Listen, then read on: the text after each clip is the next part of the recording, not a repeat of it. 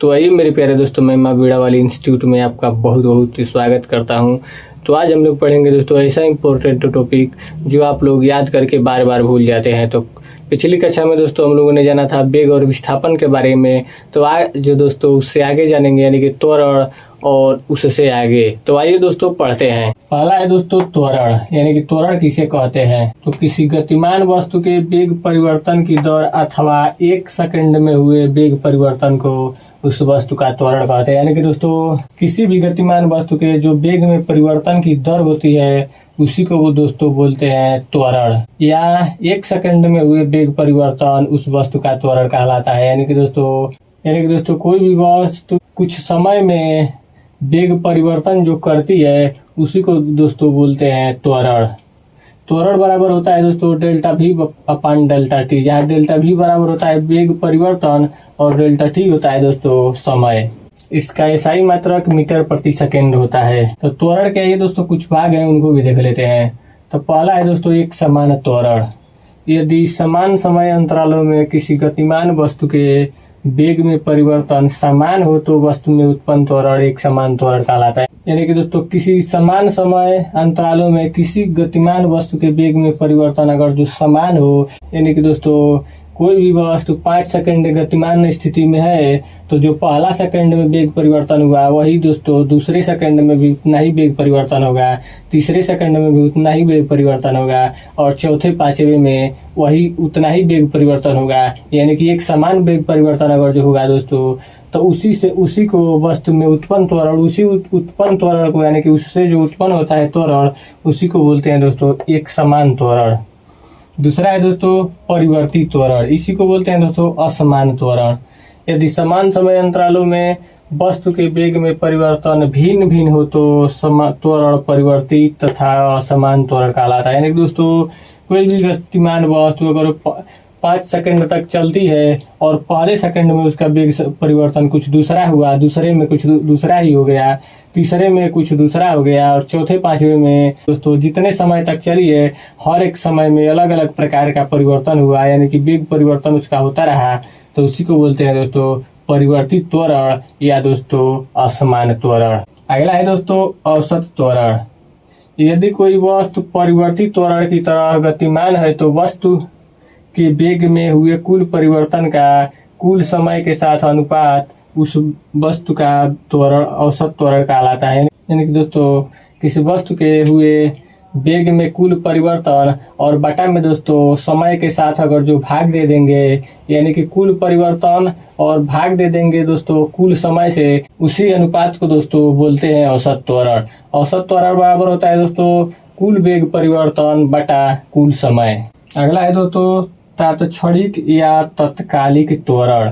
यदि औसत त्वरण का समय अंतराल अत्यंत छोटा अर्थात डेल्टा टी बराबर 0 हो तो इस दौरान वस्तु का त्वरण उसका तात्क्षणिक या तत्कालिक त्वरण कहलाता है। यानी कि दोस्तों कोई भी वस्तु अपने वेग में परिवर्तन कर रही है, लेकिन दोस्तों जब वो वेग परिवर्तन कर रही है तो उसका समय जो है दोस्तों ये 0 हो, यानी कि तुरंत एकदम तत्काल ही वेग परिवर्तन कर दे रही हो, तो उसी दौरान हुए तो वेग परिवर्तन को दोस्तों तात्कालिक त्वरण या तात्क्षणिक त्वरण कहलाता है। यानी कि दोस्तों जहाँ पर समय जो है 0 हो, यानी कि दोस्तों तुरंत ही त्वरण वेग परिवर्तन कर दे, यानी कि तत्काल ही वेग परिवर्तन कर दे। जहाँ पर समय जो है 0 हो तो दोस्तों उस वेग परिवर्तन को तात्क्षणिक त्वरण या तत्कालिक त्वरण कहते हैं। तो उम्मीद करता हूँ दोस्तों कि ये आपको समझ में आया होगा। अब आइए दोस्तों आगे पढ़ते हैं।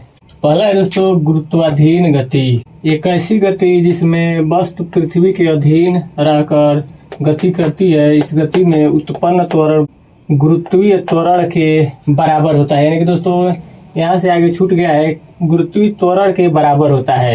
यानी कि दोस्तों जो गुरुत्वाधीन गति है वो ये किसी भी वस्तु द्वारा पृथ्वी के गुरुत्वीय बल के अधीन रहकर अगर जो कोई गति किया जाता है, यानी कि दोस्तों कोई भी वस्तु पृथ्वी के गुरुत्वीय बल के अधीन रहकर अगर जो गति करती है तो उसी को बोलते हैं दोस्तों गुरुत्वाधीन गति, यानी कि गुरुत्व बल के अधीन रहकर गति। और इस गति में दोस्तों उत्पन्न जो त्वरण यानी कि इस गति में वस्तु से जो त्वरण उत्पन्न होता है दोस्तों, वो गुरुत्वीय त्वरण जी के बराबर होता है। यानी कि दोस्तों जो गुरुत्वीय त्वरण होता है पृथ्वी का, उसके दोस्तों बराबर होता है।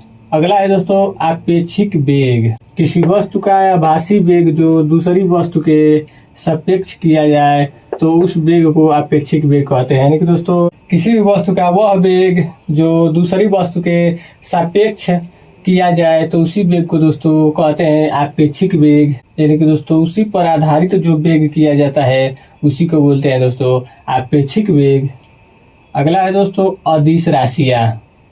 ऐसी भौतिक राशियाँ जिनमें केवल परिमाण यानी कि माप ही होता है लेकिन दिशा नहीं, उसे अदिश राशियाँ कहते हैं। यानी कि दोस्तों अदिश राशियाँ उसे कहते हैं जिसमें केवल परिमाण का मतलब होता है दोस्तों कि माप, केवल माप सकते हैं लेकिन दोस्तों उसमें दिशा का पता नहीं लगा सकते हैं, तो उसी को बोलते हैं दोस्तों अदिश राशियाँ। जैसे दोस्तों द्रव्यमान, दूरी, समय, चाल, आयतन, घनत्व इत्यादि दोस्तों। अगला है दोस्तों सदिश राशियाँ।